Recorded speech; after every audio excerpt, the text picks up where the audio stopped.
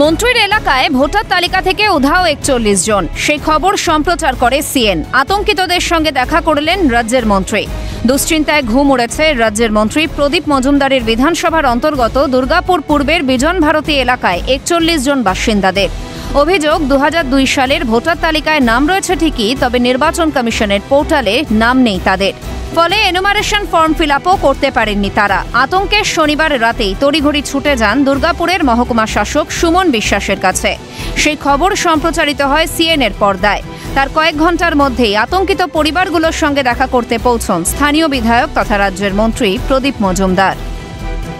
উনি মন্ত্রী সাহেব আমাদের আশ্বস্ত করলেন যে আপনাদের কোনো রকম প্রবলেম হবে না, আমরা আপনাদের পাশে আছি। আমি নিরপেক্ষভাবে মন্ত্রীকে ধন্যবাদ জানাই, আমি সিএন চ্যানেলকে ধন্যবাদ জানাই। আমাদের আশা হচ্ছে যে আপনাদের তরফ থেকে ওয়েবসাইটে যদি আমাদের নামটা প্রকাশিত হয়ে যায়। আপনাদের নাম হার্ড কপিতে আমাদের সবার নাম আছে, ঠিক আছে, হ্যাঁ, কিন্তু ৪১ জনের নাম হার্ড কপিতে যেটা ছিল সেটা প্রকাশ করা হয়নি। অনলাইন পোর্টালে পাচ্ছেন? অনলাইন পোর্টালে এটা আমাদের দেয়নি। কি বলছে? আতঙ্কের কিছু নেই জানান মহকুমা শাসক। দ্রুত সমস্যার সমাধানের আশ্বাস দেন তিনি।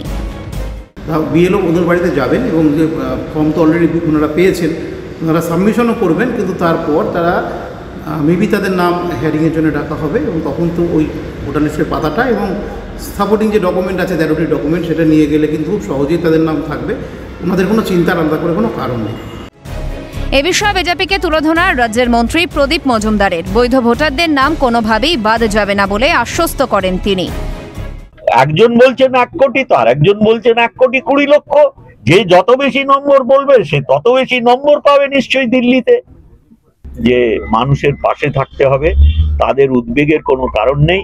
আমরা কোনো যোগ্য নির্বাচক, যাদের নির্বাচক তালিকায় নাম আছে, তাদের নাম একজনেরও বাদ দিতে দেবো। তৃণমূল আতঙ্কের বাতাবরণ সৃষ্টি করছে দাবি বিজেপি বিধায়ক লক্ষণ চন্দ্র ঘোড়ইয়ের।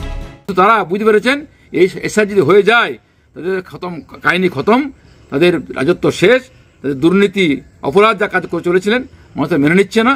তাই তারা ভয় দেখিয়ে, কখনো মিথ্যা কথা বলে, কখনো বিভ্রান্ত করে, কখনো চক্রান্ত দেখিয়ে পরে মানুষকে বোঝার চেষ্টা করছেন। রাজ্যে শুরু হয়েছে এসআইআর। এরপরই আতঙ্কের অপর নাম হয়ে দাঁড়িয়েছে ভোটার তালিকার নিবিড় সংশোধন। তবে প্রশ্ন উঠছে, ভোটার তালিকায় নাম থাকলেও কেন নাম নেই নির্বাচন কমিশনের পোর্টালে? এই গাফিলতির দায় কার? দুর্গাপুর পূর্বের যিনি বিধায়ক রাজ্যের মন্ত্রী তিনিও কিন্তু এসছেন। তিনি এসে পুরো বিষয়টি তদারকি করছেন এবং তিনি আশ্বস্ত করেছেন যে পুরো বিষয়টি ব্যাপারে তিনি ইলেকশন কমিশনকে জানাবেন। এবং এর পরে দেখার বিষয় হচ্ছে এই যে জটিলতা রয়েছে ৪১ জন ভোটারে, এবং শুধু ৪১ জন ভোটার নয়, তাদের পরিবার যে আতঙ্কের মধ্যে রয়েছে, এই আতঙ্ক থেকে তাদের মুক্তি কিভাবে মেলে। দুর্গাপুর থেকে রাজেশ সেনগুপ্ত, ক্যালকাটা নিউজ।